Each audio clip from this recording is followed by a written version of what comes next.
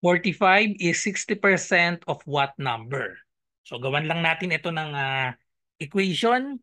So we have 45. So just write 45. Ang ibig sabihin ng is ay equal sign. 60%, pwede na nating isulat ito sa fraction dahil ang percent means divided by 100. So 60%, that is equal to 60 over 100. Of, ibig sabihin yan ay multiplication. And then what number, maglagay tayo ng kahit anong variable na gusto natin. So let's say letter n.